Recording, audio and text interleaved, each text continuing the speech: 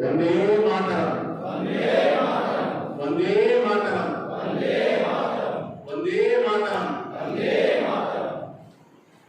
భారతమాత వందనం, తెలంగాణ తల్లి వందనం. బంధువులారా, అమ్మలారా, మిత్రులారా, శిక్షణ శిబిరం ఈరోజే ఆరంభమైంది. ఈరోజు, రేపు, ఎల్లుండి ఈ శిబిరం ద్వారా మనం పొందే శిక్షణ, క్రమశిక్షణ ఏదైనప్పటికీ వారి జీవితానికి ప్రధానంగా ఇక్కడే నిర్దేశించిన క్రమంలో నివసిస్తూ భాగస్వామ్యం పొందేటువంటి వారికి ఒక పటిష్టమైన జీవితకాల అనుబంధం ఏర్పడుతుందనే పరిపూర్ణ విశ్వాసంతో నేను ఈ సంవత్సరం ఉన్నాను. ఇది శిక్షణ కార్యక్రమం.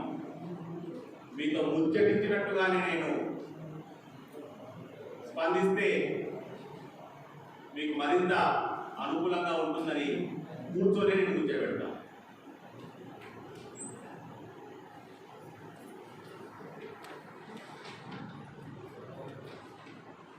భారతీయ జనతా పార్టీ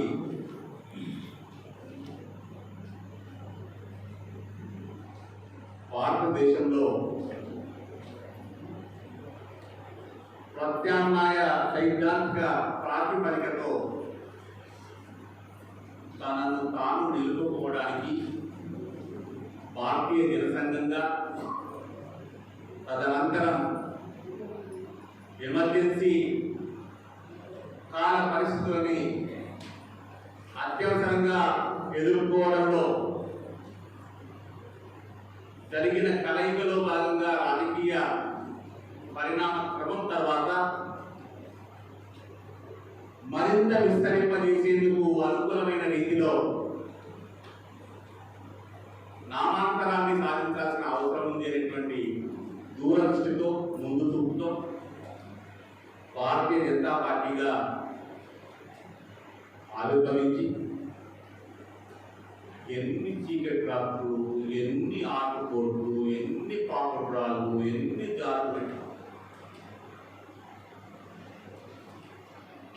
జనసంఘంగా భారతీయ జనతా పార్టీ అలాంటి మహామౌలు చేసిన ప్రతిపాదన ఏమిటి అనే అంశం ఆధారంగా ఈనాడు భారతీయ జనతా పార్టీ తెలంగాణలోని ప్రత్యేకత సాధించి విజయం సమకూర్చిపెట్టడం ద్వారా లోక్సభకు ఒక అభ్యర్థిని లోక్సభ సభ్యునిగా పంపించేటువంటి ఘనకీర్తి సాధించడం ద్వారా యావత్ దేశపు దృష్టిని ఆకర్షించినటువంటి ఈ క్షేత్రం నుంచి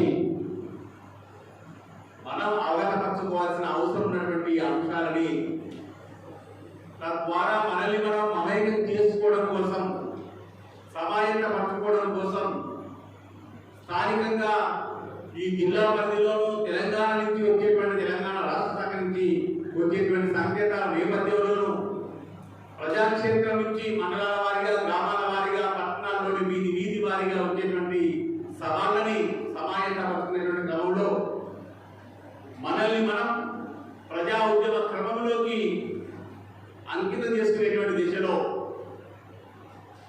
మన భారతీయ జనతా పార్టీ మూల ఆర్థిక విధానం అవగతం చేసుకోవడం, దానికి అనుగుణంగా ఈనాటి పాలన సాగుతున్నదా, ఎవరికి వారు అందరూ బాధ్యులే ఇందులో.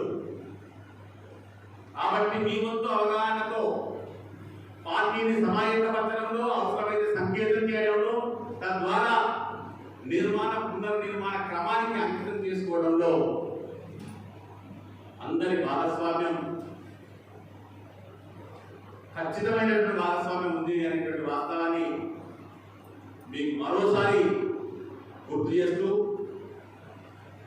ఈ కార్యక్రమ అధ్యక్షత జిల్లా అధ్యక్షులు, ఇతర కార్యవర్గం, నాయకత్వం నిర్వాహకులు వీరందరూ ఆ ఉదయం నుంచి కలుస్తూనే ఉన్నారు.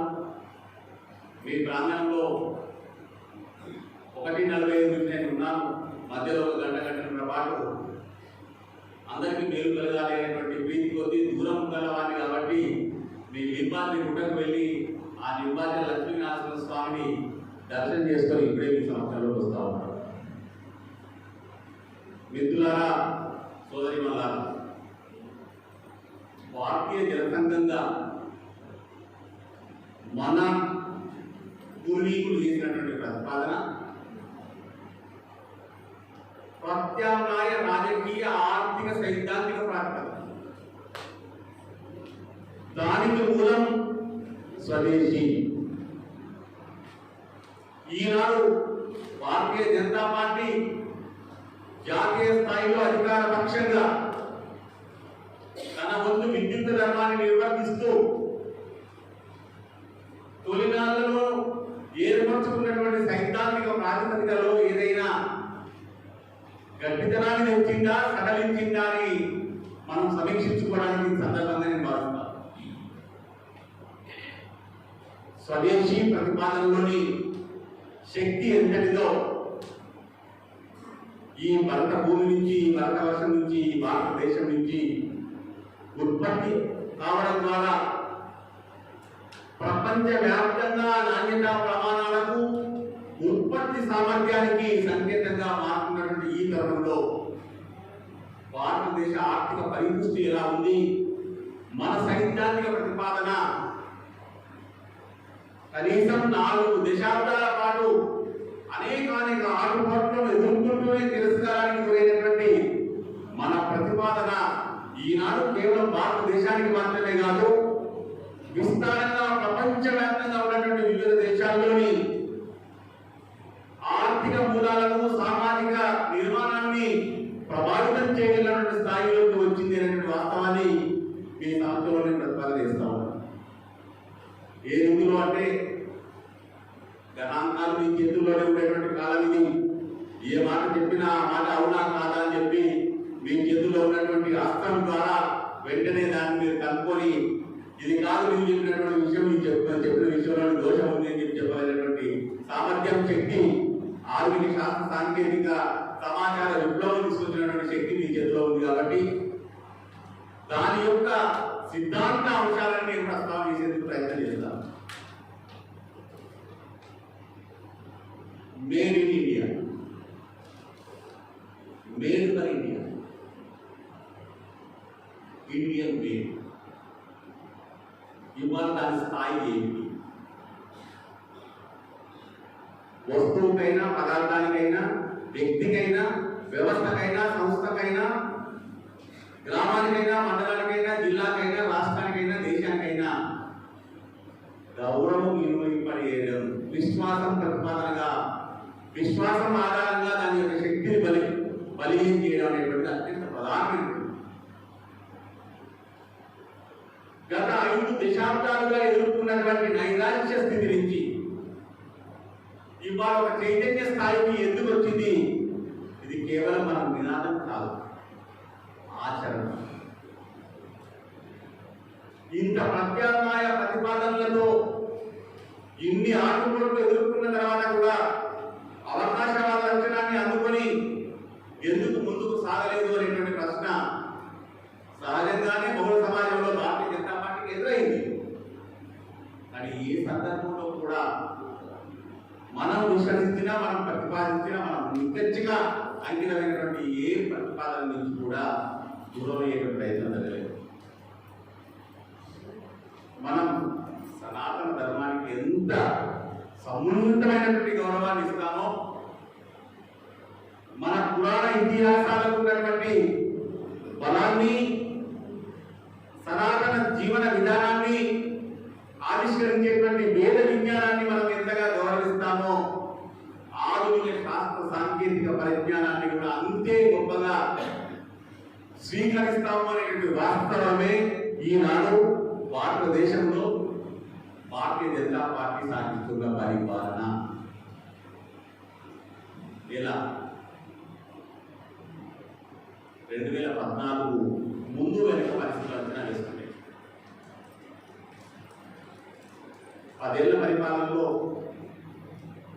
1994 నుంచి 2004 నుంచి 2014 తొలి నెలల వరకు సాగించినటువంటి పాలన అందించినటువంటి ప్రయత్నాలని అనంతర కాలంలో భారతీయ జనతా పార్టీ స్వీకరించి పార్టీని ముందుకు తీసుకుపోయేటువంటి ప్రయత్నం చేస్తున్న దిశలో ఎవరైతే దాని నిర్మాతలో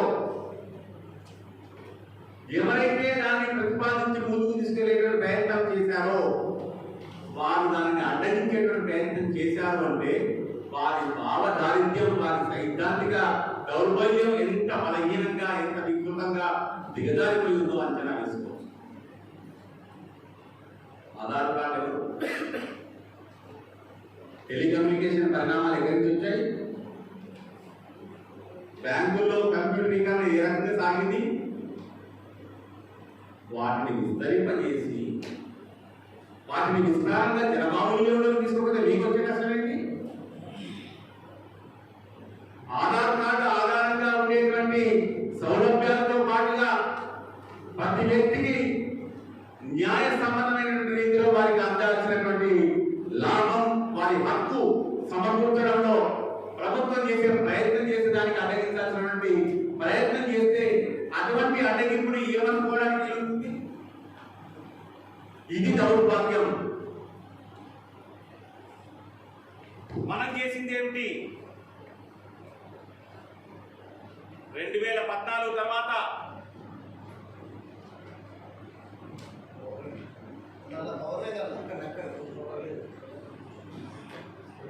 మనం ఆధార్ కార్డు విస్తరణని ఆధార్ కార్డు వినిమయాన్ని ఆధార్ కార్డు ఆధారిత పరిపాలన సరళీకరణని సుదృఢం చేయడంలో ఎంత విశేషమైనటువంటి పాత్ర వహించగలిగామో ఒక్కసారి పరిశీలనలోకి తీసుకుంటే కొద్దిపాటి జనాభా ఉన్నటువంటి దేశాలలో వారిచ్చేటువంటి ప్రత్యేకమైన పౌరసత్వపు సంఖ్యని వినిపిస్తుందని చెప్పేది వారిచ్చేటువంటి ప్రత్యేకమైన సంఖ్యని ఆధారంగా చేస్తున్న పరిపాలన చాలా గొప్పగా చెప్పుకునే రోజులు. కానీ 140 కోట్ల ప్రజానీకం ఉన్నటువంటి ఈ దేశంలో దాదాపు అందరికీ దాదాపు పూర్తి స్థాయిలో యావత్ సమాజానికి ఆధారిత సంఖ్యను ప్రతిపాదించి వారికి ఒక నాడు గుర్తింపుగా చేరవేయడంలో 2014 నుంచి చేసినటువంటి సఫల యత్నం దాని ఫలితాలు అదే ఆత్మనిర్భరం. బ్యాంకుల్లోకి వెళ్ళే సమయానికి ప్రైవేట్ బ్యాంకే కానివ్వండి ప్రభుత్వ బ్యాంకే కానివ్వండి 2012, 2010, 2012 మధ్య కాలంలో మొదలైనటువంటి కంప్యూటరీకరణ టెలికాం విప్లవం యొక్క పరిణామాన్ని స్వీకరించి ఉపగ్రహ ఆధారిత సమాచార విప్లవాన్ని ప్రజానికం సమక్షంలోకి తెచ్చి వాటిని అన్నింటినీ కూడా వెబ్ ఆధారిత బ్యాంకింగ్ సేవలుగా విస్తరణ చేయడం వల్ల మనం ఎటువంటి విపత్కరమైన పరిస్థితుల్లో మన ఆర్థిక జీవన అవసరాలు ఆటంకం కాకుండా ఉండేటువంటి వాస్తవాన్ని మన కళ్ళ ముందే గత 2020 నుంచి కరోనా మహమ్మారి చేస్తున్నటువంటి విలయ తాండవంలో కూడా చాలా మేరకు దానికి అక్షర జ్ఞానం కూడా అవసరం లేని రీతిలో చాలా మేరకు ప్రజానీకానికి వారి ఆర్థిక శక్తికి ఆధారంగా మారినటువంటి పరిణామాన్ని ఆత్మనిర్భరంగా మనం స్వీకరించాల్సిన అవసరం ఉంది. ఈ రీతిలో కరోనా మహమ్మారి మన దేశ ప్రజానీకం పైన విలయదానం చేస్తున్నటువంటి క్రమంలో ఈనాటికి కూడా ఆహార భద్రత సమకూర్చడంలో ప్రపంచవ్యాప్తంగా ఉన్నటువంటి గత 300 సంవత్సరాల వర్తమాన చరిత్రగా స్వీకరిస్తే ఆధునిక ప్రపంచ చరిత్రగా 300 సంవత్సరాలని గణాంకాలతో తేదీల వారీగా చెప్పుకునే వీలుంది కాబట్టి ఆ గడువునే స్వీకరిస్తే అంత సవిస్తరమైనటువంటి ఆహార భద్రతా కార్యక్రమం ఎప్పటి నుంచైతే మన కరోనా మహమ్మారి సామాన్య ప్రజానీకపు జీవితాలలో విషాదాన్ని నింపేటువంటి పరిస్థితి తెచ్చిందో అప్పటి నుంచి కూడా భారత ప్రధానంగా చేస్తున్నటువంటి ఆహార భద్రత తోడ్పాటు అన్నది ప్రజానీకంలో ఒక పునాది కార్యక్రమంగా మొదట 6 నెలలు, తర్వాత 6 నెలలు, తర్వాత మరో 4 నెలలు, ఈనాటికి కూడా రాగలం ఏప్రిల్ వరకు, మార్చితో అయిపోతుంది అనుకుంటాను. 2022 మార్చితో ముగిసేటువంటి ఆహార భద్రతా కార్యక్రమం ఎంత సవిస్తరమైందో ఒక్కసారి అంచనా వేసుకుంటే ఆత్మ నిర్భరత్వానికి భారత ప్రభుత్వం, భారతీయ జనతా పార్టీ కార్యకర్తల శ్రేణితో కూడుకున్నటువంటి భారత ప్రభుత్వం ఎంతగా అంకితమై కృషి చేస్తున్నదో మనం అవగతం చేసుకోవచ్చు. ఆధార్ కార్డు, బ్యాంకుల్లో, ఇతర ఆర్థిక అవసరాల్లో సమాచార సాంకేతిక విప్లవాన్ని ఆధారం చేసుకోవడం ఒక ఎత్తైతే 2014 నుంచి అనేక సవాళ్లు స్వీకరించేటువంటి రీతిలో భారతీయ జనతా పార్టీ పరిపాలన అందించే ప్రయత్నం చేసింది. అందులో ఒకటి జిఎస్టీ పరిపాలన. ఆ జిఎస్టీ రూపకల్పన కూడా ముసాయిదాగా అందించినటువంటిది అంతకుముందున్న ప్రభుత్వమే. కానీ వారి దౌర్భాగ్యం ఏమిటో దయచేసి అర్థం చేసుకోవాలి మీరు. ఇది శిక్షణ కార్యక్రమం ఒకరిని నిందించడం కోసం చేసింది కాదు, కేవలం అర్థం చేసుకోవడం కోసం. హుషారుగా, జోరుగా నోటికి ఏ పదం వస్తే ఆ పదంతో తూలనాడడం పెద్ద గొప్ప విశేషమేం కాదు. కానీ మనం ఒక నికరమైన భావంతో, ప్రతిపాదనతో మనల్ని మనం పటిష్టం చేసుకోవడం కోసం అవసరమైనటువంటి పరిజ్ఞానంగా మార్చుకునేటువంటి ప్రయత్నం కాబట్టి జిఎస్టీ ముసాయిదా ఇచ్చిపోయినటువంటి అంతకుముందున్న పాలకపక్షం 2014లో భారతీయ జనతా పార్టీ అధికారంలోకి వచ్చిన తర్వాత దానికి తమదైనటువంటి ప్రతిపాదనలు, ఏ పాలక వర్గానికైనా, ఏ పక్షానికైనా, ఏ రాజకీయ పక్షానికైనా తమదైనటువంటి ఎన్నికల వాగ్దానం, ప్రతిపాదన, మేనిఫెస్టో ఉంటుంది. ఆ రీతిలోనే జిఎస్టీలో కొద్దిపాటి ఆర్థిక ప్రతిపాదనలో మార్పులు తప్ప మిగతా ఏ నియమాల్లో మార్పులు లేకుండా ప్రతిపాదిస్తే దానికి ఎన్ని రకాల అద్భుత కల్పనలు సృష్టించేటువంటి ప్రయత్నం జరిగిందో ఆ తర్వాత ఈనాడు ఉన్నటువంటి పరిస్థితి ఏమిటయ్యా అంటే కనీ విని ఎరగని రీతిలో భారతదేశ వ్యాప్తంగా ఉన్నటువంటి వర్తక, వాణిజ్య, ఆర్థిక ప్రమేయం వెళ్ళినటువంటి సామాజిక వర్గ బంధువులందరూ కూడా పౌరుల్లో చాలా మెజారిటీ ఆర్థిక కార్యకలాపాల్లో లీనమైనటువంటి వారి యొక్క నిజాయితీ పన్ను చెల్లింపులు, వర్తక వాణిజ్యం ద్వారా వచ్చేటువంటి మన నిజాయితీ పన్ను సేకరణ ఎక్కడికి జిఎస్టీ ద్వారా వచ్చిందో చూసుకుంటే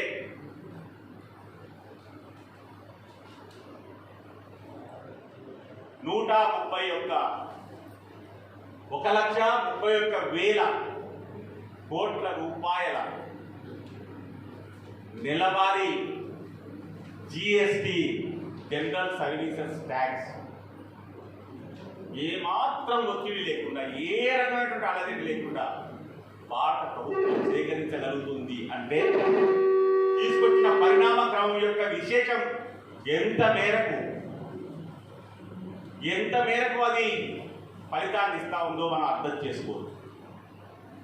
భారతీయ జనతా పార్టీ ప్రధానంగా తీసుకొచ్చినటువంటి పరిణామం ఆర్థిక కార్యకలాపాల్లో ఉత్పత్తిదారును నిజాయితీతో ప్రయత్నం చేసేటువంటి వర్తక వాణిజ్య రంగంలోని పౌరులని అనుమానాస్పదంగా చూడడం ఉండదు అనేటువంటి వారికి గౌరవాన్ని ప్రతిపాదించేటువంటి, వారు కష్టపడి వారి యుక్తితో సంపాదించేటువంటి వారి సంపాదన, నిజాయితీగా సంపాదించేటువంటి సంపాదనను గౌరవప్రదంగా స్వీకరిస్తుంది భారతీయ సమాజం, భారతీయ జనతా పార్టీ, పాలకపక్షం, భారత ప్రభుత్వం అనేటువంటి వాస్తవాన్ని 2014 నుంచి కూడా అనుభవంలోకి తెచ్చినటువంటి వాస్తవాన్ని మనం స్వీకరించాలి. అదే రీతిలో కరోనా మహమ్మారిని ఆధారంగా చేసుకొని ఆర్థిక వ్యవస్థ అతలాకుతలమవుతున్నటువంటి దశలో ఊహించడానికి వీలు దాని రీతిలో అన్ని కోణాల నుంచి కేవలం ఒక వ్యవసాయ రంగం నుంచి పెద్దగా చిక్కులు రాలేదు, కానీ ఉత్పత్తిలో మిగతా అన్ని రంగాల్లో స్తంభించిపోయినటువంటి ఉత్పత్తులు, పారిశ్రామిక ప్రగతి నేపథ్యంలో అందరికందరూ ప్రధానంగా ప్రపంచవ్యాప్తంగా ఉన్నటువంటి విశ్లేషకులు, ఆర్థికవేత్తలు కూడా ఒక భ్రాంతిని విస్తరింపజేసే ప్రయత్నం చేశారు. దయచేసి మీరు ఒక్కసారి గమనించుకోండి. మీకు ఓర్పుకుంటే సాయంత్రం ఈ శిబిరం ఈనాటికి ముగిసిన తర్వాత మీ చేతుల్లో ఉండేటువంటి శక్తిని వినియోగం చేసి మన పైన కరోనా కాలంలో భారత ప్రభుత్వం యొక్క ఆర్థిక ప్రతిపాదన శక్తిని శంకించినటువంటి ప్రపంచ ఆర్థికవేత్తల యొక్క అంచనాలను మీరు గమనించండి. ఆ దిశలో అతలాకుతలమైన మాట వాస్తవం. ప్రపంచవ్యాప్తంగా దాదాపు అభివృద్ధి చెందిన దేశాలు కూడా అల్లకల్లోలమైనటువంటి ఈ నేపథ్యంలో తిరిగి పుంజుకోవడం మాత్రమే కాదు, ఈనాడు అత్యంత వేగంగా ఆర్థిక పరిపుష్టిని, స్థూల జాతీయ ఆదాయాన్ని సాధిస్తున్నటువంటి ప్రపంచ దేశాల సూచికలో అగ్రస్థానంలో భారతదేశాన్ని నిలబెట్టగలిగింది భారతీయ జనతా పార్టీ.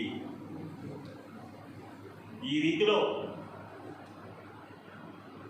అనేకానేక పరిణామాలు భారతదేశ ఆర్థిక పునాదుల పునర్నిర్మాణం కోసం శరవేగంగా అంకిత భావంతో అనునిత్యం మాత్రమే కాదు, రేయింబవళ్ళు ఏ రాత్రి కూడా ఆగడం లేదు.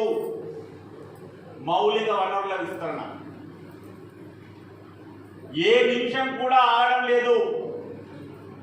సాంకేతిక సమాచార రహదారి వ్యవస్థల విస్తరణ ఏ ఒక్క క్షణం కూడా ఆగడం లేదు.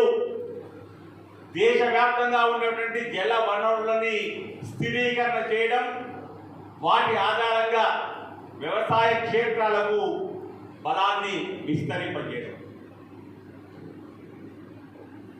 అందుకోసమే కరోనా మహమ్మారిని ఎదుర్కోవడం కోసం మనకు కావాల్సిన ఆర్థిక పరిపుష్టి ఉన్నదా అంటే ఇతరులకు ఇవ్వగలిగినంత లేదు. ఇతరులకు అదో ఇదో కొద్దిగా గొప్ప సానుభూతితో, మర్యాదతో వాళ్ళకు ఉన్నటువంటి ఆపద ఆ సందర్భానికి తగినటువంటి రీతిలో కొద్దిపాటిగా మనం ఆదుకోగలిగినటువంటి సౌజన్యం ఉన్నటువంటి హృదయం కాబట్టి ఆ మేరకు కొద్దిపాటి చెప్తుంది. కానీ మనం ఇతరులకు ఇవ్వగలిగినటువంటి, ఇతరులకు ఇచ్చేటువంటి వారు ఏం చేస్తారు? ఇతరులకు ఇచ్చేటువంటి వారు సరిహద్దుల్లో వారి దురాక్రమణ లక్షణాన్ని విస్తరింపజేసుకోవడం కోసం, అలజడి సృష్టించడం కోసం, సాయుధ సంపత్తిని పొరుగు దేశాల్లో పెంపొందించడం ద్వారా వారి పబ్బం గడుపుకోవడం కోసం చేసేటువంటి ప్రయత్నమే. కానీ భారతదేశం కరోనా మహమ్మారి అనంతర పరిస్థితులను ఎదుర్కోవడం కోసం అందుబాటులో ఉన్నటువంటి వనరులని వివిధ మాధ్యమాల ద్వారా, మార్గాల ద్వారా చాలా జాగ్రత్తగా సమీకరించి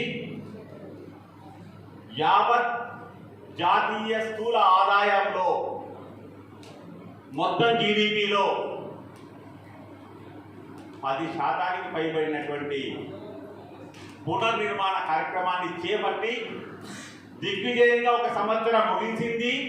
రెండో సంవత్సరాన్ని చేపట్టి ఈనాడు దాదాపు ప్రతి పౌరునికి దాని ఫలాలని సమకూర్చడంలో అందించడంలో సఫలమైనటువంటి ప్రభుత్వం భారతీయ జనతా పార్టీ. ఈ నేపథ్యంలో ఆత్మ నిర్భరత్వాన్ని ఏ రీతిలో ఇవ్వగలుగుతా ఉంది అంటే, మీకు ముందే మనం చేశారు, మనం వేరే దేశాలకి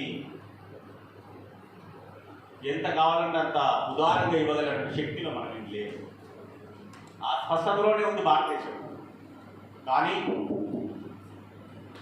భారతదేశానికి ఉన్నటువంటి విశేషమైనటువంటి శక్తి ఏమిటి అంటే, సాయుధ శక్తి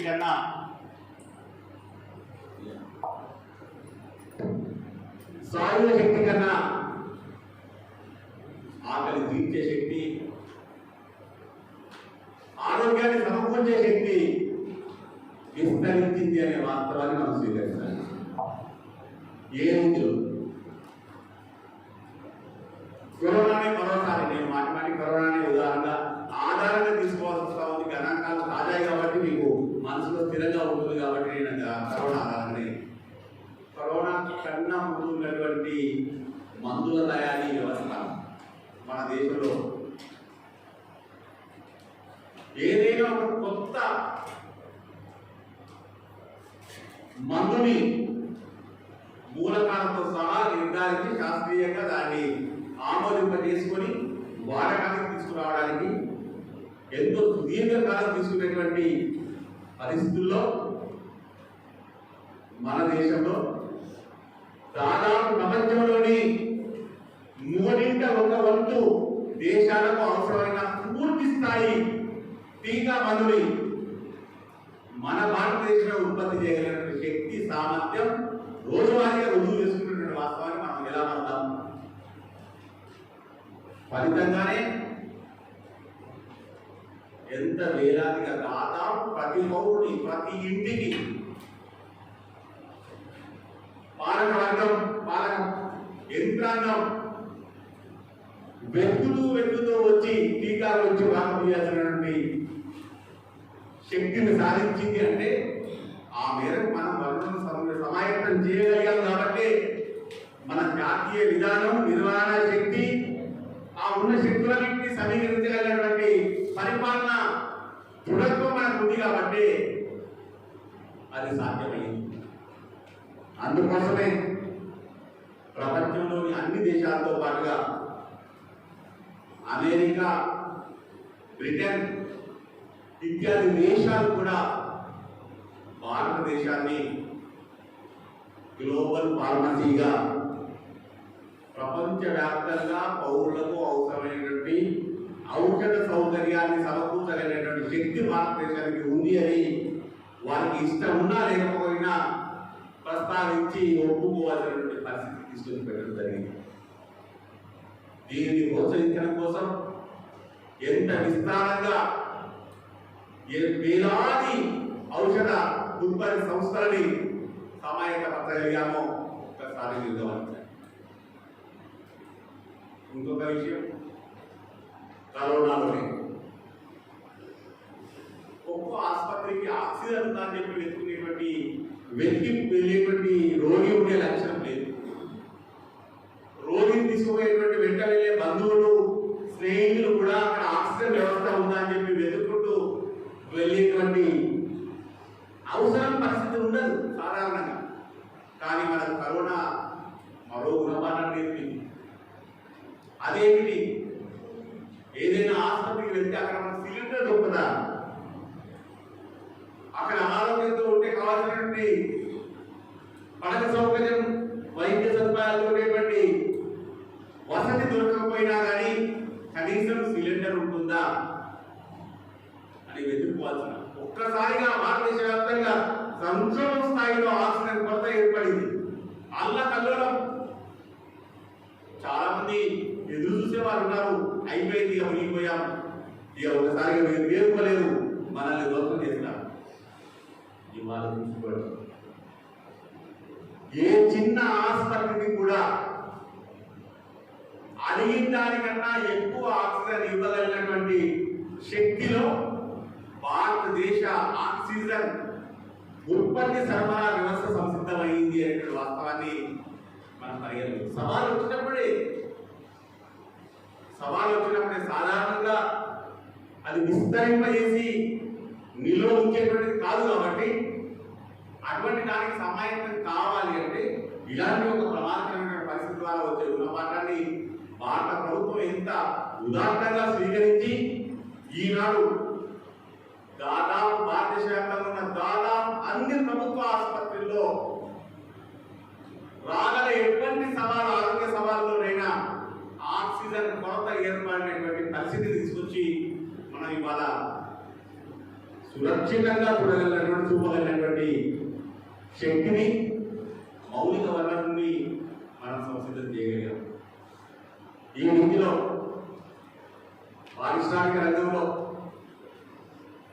అనేక స్పష్టమైన మార్పులు తీసుకురావడం మాత్రమే కాదు,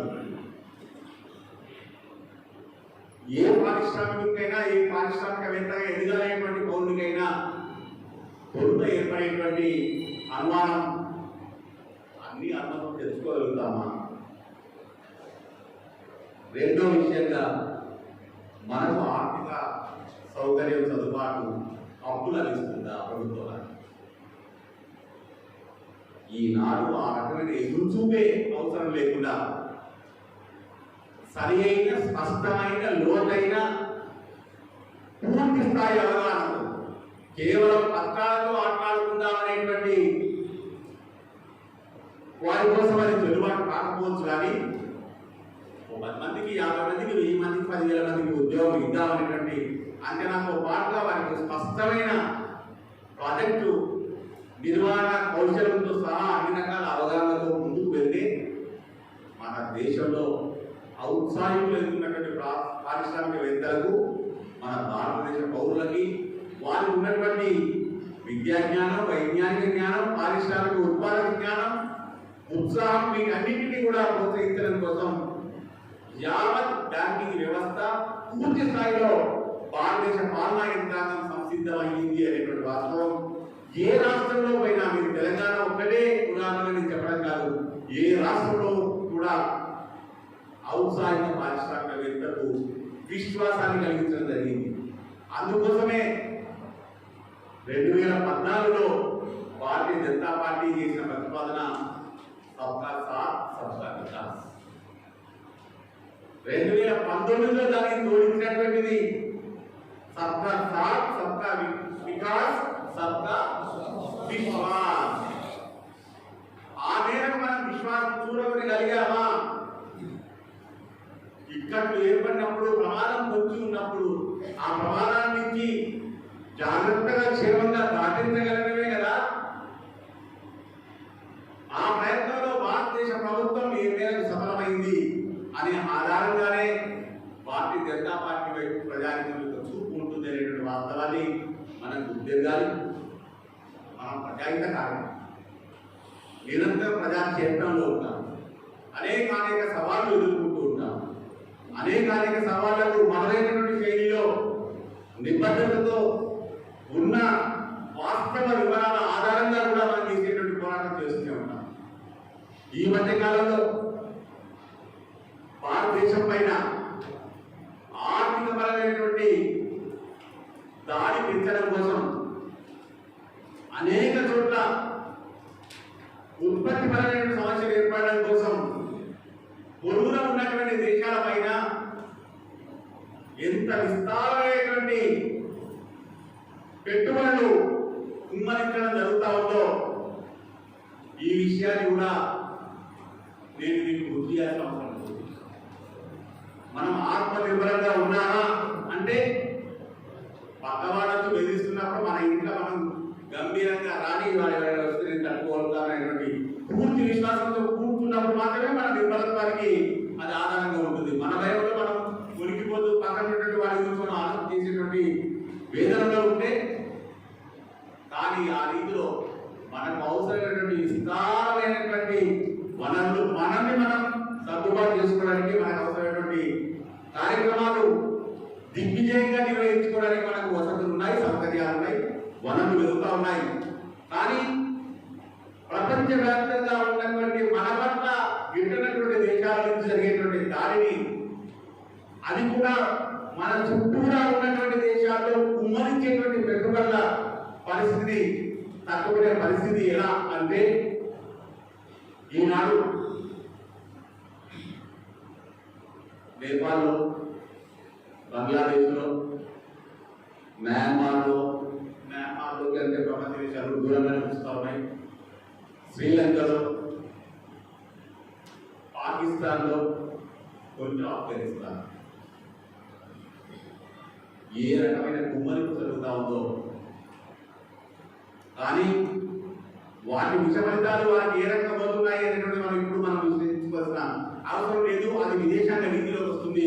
ఆ అంశాన్ని ఇప్పుడు మీతో ప్రస్తావించే అవసరం లేదు. కాబట్టి అక్కడ ఆ దేశాల్లో వేరే దేశాల నుంచి వస్తున్నటువంటి పెట్టుబడుల ప్రభావం మనపైన ఏ రీతిలో ప్రభావం చూపుతుందో దాన్ని తట్టుకోవడానికి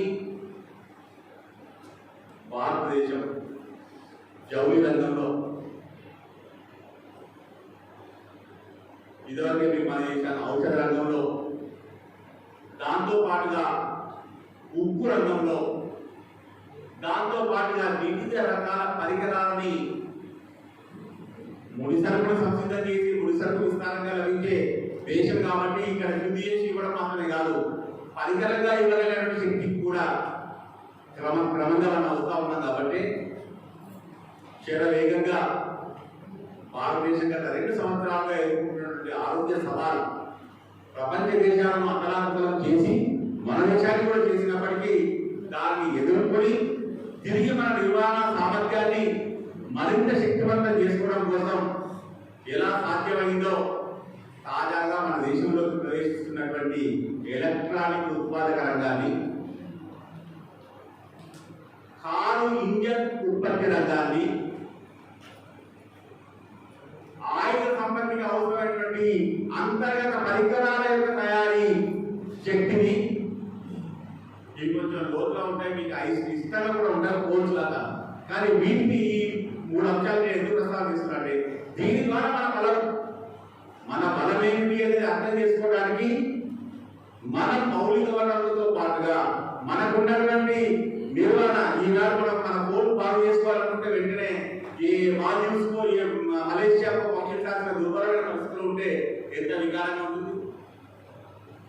ఇదే మీ ఇందులో ఏ వాడ నుంచి ఇంకో వాడకు పోయినా కానీ అక్కడ ఎటువంటి అధునాతన పరికరాన్ని మీరు తీసుకోపోయినా దాంట్లో ఏ చిన్న సమస్య ఏర్పడినా మరుక్షణం దాన్ని చెప్పగలిగినటువంటి పరిస్థితి అక్కడ ఉన్నటువంటి నిర్వాహకులకు లభిస్తున్నది. అంటే శాస్త్ర సాంకేతిక పరిజ్ఞానం ఎంత చేరువుగా వస్తుందో మనం అర్థం చేసుకోవచ్చు. అదే రీతిలో ఔషధ రంగంలో, కార్ల రంగంలో, ఎలక్ట్రానిక్ పరికరాల రంగంలో, దాంతో పాటుగా ఆయుధ సంపత్తిలో వాడేటువంటి అంతర్గత పరికరాలను సిద్ధం చేసేటువంటి రంగంలో భారతదేశం సాధించినటువంటి ఘనమైన గుణాత్మకమైనటువంటి అభివృద్ధిని చూసి ప్రపంచ దేశాలు భయపడుతున్నాయనే వాస్తవాన్ని మీరు మరోసారి నేను చెప్పినటువంటి పాటలు నిజమా కాదా అని చెప్పి మీ చేతిలో ఉన్నటువంటి అర్థాలను పరిగెట్టడానికి మనవి చేస్తూ చాలా సవిస్తరంగా గణాంకాలతో కూడా ప్రస్తావన చేయవచ్చు.